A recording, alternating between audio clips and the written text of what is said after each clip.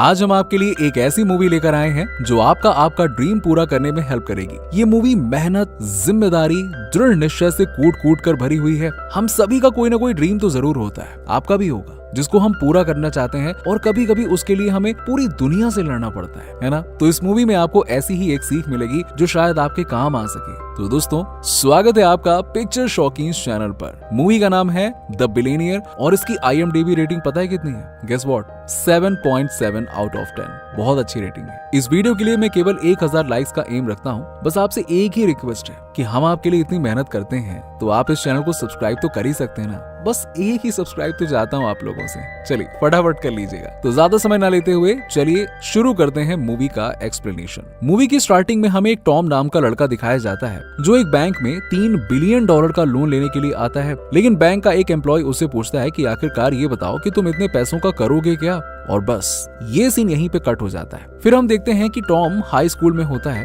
और अपने स्कूल के दिनों में कंप्यूटर गेम्स में बहुत एक्सपर्ट होता है और केवल अपने इसी स्किल्स की वजह से वो बहुत पैसे भी कमाता है। लेकिन इसकी वजह से उसका अपनी पढ़ाई में बिल्कुल मन नहीं लगता है। लेकिन अपने कमाए हुए पैसों से वो अपने लिए एक कार खरीद लेता है और उस कार को लेके वो अपने स्कूल भी जाता है जहाँ सारे बच्चे उसकी न्यू कार को देखने लगते हैं। यहाँ टॉम की एक गर्लफ्रेंड भी होती है जिसका नाम जिन होता है। वो भी उसकी न्यू कार को देखकर बहुत खुश हो जाती है। अब शाम को टॉम अपने घर आता है तो उसके पेरेंट्स उसकी न्यू कार को देखकर खुश नहीं होते हैं बल्कि नाराज हो जाते हैं, क्योंकि टॉम के फादर का कहना था कि तुम्हें पहले अपनी पढ़ाई पर ध्यान देना चाहिए। और यहाँ टॉम और उसके फादर में बहस होने लगती है। लेकिन टॉम पर इन सब बातों का कोई असर ही नहीं होता है और टॉम ऐसे ही अपने कंप्यूटर गेम्स में बिजी रहता है, जिस वजह से उसके मार्क्स बहुत कम आते हैं और इन्हीं सब रीजंस की वजह से उसका किसी भी गवर्नमेंट यूनिवर्सिटी में एडमिशन नहीं हो पाता है। लेकिन टॉम को अभी भी कोई फर्क नहीं पड़ता है। अब एक दिन टॉम बाहर से गेम खेलकर अपने घर वापस आता है जहां उसके फादर उसको एक प्राइवेट यूनिवर्सिटी में एडमिशन लेने के लिए बोलते हैं। लेकिन प्राइवेट यूनिवर्सिटी में एडमिशन लेना बहुत महंगा होता है और इसी बात की वजह से टॉम के माता पिता में बहस होने लगती है। अब टॉम भी वहाँ पे खड़ा होता है तो वो भी उनकी बहस सुन लेता है, जिसे सुनकर उसे पता चलता है कि उसकी फैमिली की फाइनेंशियल कंडीशन तो बहुत ही ज्यादा खराब है। इससे टॉम को बहुत दुख होता है तो वो प्राइवेट यूनिवर्सिटी में एडमिशन लेने के लिए मना कर देता है और अपनी फैमिली को सपोर्ट करने के लिए सोचता है। लेकिन जैसे ही वो अपना कंप्यूटर गेम ओपन करता है उसे पता चलता है कि उसका गेमिंग अकाउंट कुछ गलत एक्टिविटी की वजह से ब्लॉक कर दिया गया है, जिसे देखकर उसे बहुत दुख होता है। अब टॉम के पास जो भी सेविंग्स होती हैं उन्हीं से वो अपनी फैमिली को सपोर्ट करने की सोचता है, तो मार्केट जाकर बहुत सारे DVD प्लेयर बहुत सस्ते रेट पे खरीद लेता है और फादर को वो DVD प्लेयर का बिजनेस समझाता है और उन्हें एक DVD प्लेयर चलाकर भी दिखाता है। लेकिन जैसे ही वो उसको प्ले करने के लिए ओपन करता है वो समझ जाता है कि DVD प्लेयर खराब है और उसे आइडिया हो जाता है कि उस दुकान वाले ने उसको ये DVD प्लेयर इतने सस्ते रेट में क्यों दिया हुआ है। तो वो उसी शॉपकीपर के पास में फिर से जाता है जहां उन दोनों में बहस हो जाती है और वो टॉम को एक थप्पड़ रशीद करके वहां से भगा देता है। लेकिन अब टॉम का ये आइडिया उसकी सारी सेविंग्स को खत्म कर देता है। अब टॉम अपने घर वापस आने लगता है और रास्ते में उसके फादर उसको मिल जाते हैं। अब टॉम के फादर टॉम को प्राइवेट यूनिवर्सिटी में एडमिशन लेने के लिए कुछ पैसे देते हैं, लेकिन टॉम उनको मना कर देता है और बोलता है कि उसको एक बिजनेसमैन बनना है, उसका मन पढ़ाई वढ़ाई में नहीं लगता है। इससे टॉम के फादर गुस्सा हो जाते हैं। फिर टॉम रात को अपने ही घर में चोरी करता है और एक गोल्ड की ज्वेलरी को चुरा लेता है और अपने आप से एक प्रॉमिस भी करता है कि वो इसको एक दिन वापस जरूर करेगा और अगले दिन मार्केट में जाकर फिर उसको बेच देता है। और फिर वो एक एग्जीबिशन में जाता है जहां वो एक चेस्टनट बनाने वाली मशीन को देखता है और जब वो चेस्टनट खाकर देखता है तो वो उसको इतने पसंद आते हैं कि वो अपने मन में सोच लेता है कि अब वो इन्हीं का बिजनेस करेगा। फिर वो उस मशीन को खरीद लेता है और मार्केट जाकर बहुत सारे शॉपकीपर से मिलता है और उनसे चेस्टनट बनाने के तरीके को भी सीखता है। अब वो खुद भी चेस्टनट बनाता है। सबसे पहले तो वो अपने माता पिता को चेस्टनट टेस्ट करवाता है जिन्हें वो बहुत अच्छे लगते हैं। अब वो अपने अंकल को साथ में रख लेता है और दोनों मिलकर एक मॉल में अपना चेस्टनट का स्टॉल लगा लेते हैं। लेकिन वहाँ उनकी बिक्री बहुत कम होती है, जिससे अंकल और टॉम दोनों ही दुखी थे। लेकिन टॉम इतनी जल्दी हिम्मत हारने वालों में से नहीं था, तो वो मार्केट जाकर अपने चेस्टनट को बेचने की तरकीब सीखने लगता है और अपने चेस्टनट के प्राइस को औरों से सस्ता करके बेचने लगता है, जिससे उसका बिजनेस ठीक ठाक चलने लगता है। लेकिन ये खुशी भी उसकी ज्यादा दिनों तक टिकती नहीं है, क्योंकि उसके चेस्टनट बनाने वाली मशीन से जो धुआं निकलता था उससे उस मॉल की छत काली पड़ने लगी थी। तो तभी वहाँ पे उस मॉल का मालिक आता है और टॉम से बोलता है, अगर तुमने इसे कल तक ठीक नहीं किया तो मैं तुम्हें इस मॉल से निकाल दूंगा, समझे? फिर टॉम उस काली जगह को पेंट करने लगता है तो गार्ड उसको बोलता है कि तुम ये काम अभी नहीं कर सकते हो, तुम रात में करना, क्योंकि अभी सब लोग डिस्टर्ब हो रहे हैं जो मॉल में आए हुए हैं। और जब टॉम और उसकी मॉम रात को पेंट करने के लिए आते हैं तो दूसरी दूसरा गार्ड उसको बोलता है कि देखो अब मॉल बंद होने का समय आ गया है, अब तुम ये काम नहीं कर सकते हो, कल आना। तो टॉम और उसकी मॉम वहाँ से जाने लगते हैं। टॉम गुस्से में होता है तो टॉम की मॉम बातों बातों में टॉम को बताती है कि उन लोगों के ऊपर बहुत कर्ज है जिसकी वजह से वो लोग कल चाइना शिफ्ट हो रहे हैं। और ये सुनकर टॉम को बहुत दुख होता है। अब यहाँ टॉम का बिजनेस भी कुछ ज्यादा अच्छा चल नहीं रहा होता है तो उसके माता पिता उसको समझाते हैं कि तुम एक काम करो, हमारे साथ चलो और वहाँ अपनी स्टडी को भी पूरा कर सकते हो। लेकिन टॉम ने सोच रखा था कि उसको एक सक्सेसफुल बिजनेसमैन ही बनना है, चाहे कुछ भी हो जाए, चाहे उसे कितनी ही मेहनत क्यों ना करनी पड़े और चाहे क्या कुछ न करना पड़ जाए। अब वो अपनी फैमिली के ऊपर जो कर्ज है उसको उतार कर ही मानेगा, ऐसा वो सोच लेता है। अब टॉम अपने घर पे आता है और वो देखता है कि उसके घर पर बैंक का नोटिस लगा हुआ है जिसमें लिखा था कि अगर जल्दी से बैंक के पैसे नहीं दिए तो उसके घर को नीलाम कर दिया जाएगा।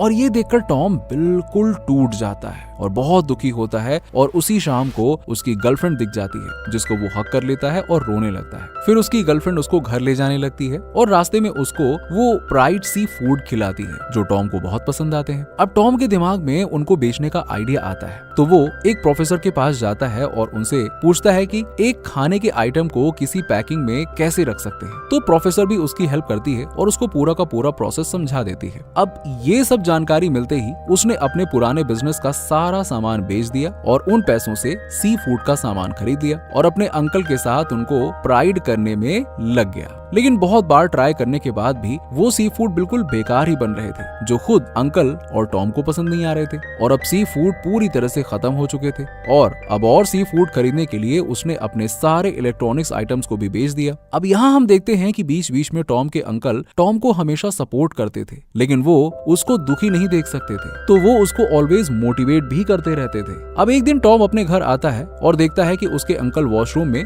बेहोश पड़े हैं और उनका खून भी बह रहा है। तो टॉम जल्दी से उन्हें हॉस्पिटल लेके जाता है और उसी रात एक सी फूड का पैकेट बारिश में पूरी रात भीगता है क्योंकि वो बाहर पड़ा रह गया था। अब टॉम अंकल को हॉस्पिटल में छोड़कर अपने घर आता है और सी फूड रेडी करने लगता है लेकिन लाख कोशिश करने के बाद भी उसमें वो टेस्ट नहीं आता है जो टॉम चाहता है। अब टॉम भी दुखी होने लग गया था कि बार बार कोशिश करने के बाद भी कुछ हासिल नहीं हो रहा है। लेकिन तभी उसकी नजर उस बारिश में भीगे हुए पैकेट पर पड़ती है तो आखिरी बार वो उसको तेल में फ्राई करता है और जब वो उसे टेस्ट करता है तो आए हाय उसका स्वाद उसे बहुत अच्छा लगता है और टॉम भी समझ जाता है कि ये पूरी रात पानी में पड़ा था। अब वो उस फ्राइड सी फूड को अपने अंकल को टेस्ट करवाता है और अंकल भी बहुत खुश हो जाते हैं। अब धीरे धीरे अंकल की हालत में सुधार आने लगता है और अब इन्होंने सी फूड को बेचना शुरू कर दिया और बिजनेस भी अच्छा चलने लगता है। अब टॉम एक टारगेट सेट करता है कि वो अगले 1 साल में 10 लाख की सेल करेगा जिससे वो अपनी फैमिली के सारे कर्ज को चुका देगा। और तभी उसे उसकी मॉम का कॉल आता है जहां उसे पता चलता है कि उसकी फैमिली पर लाखों का नहीं करोड़ों का कर्ज है, जिसे सुनकर टॉम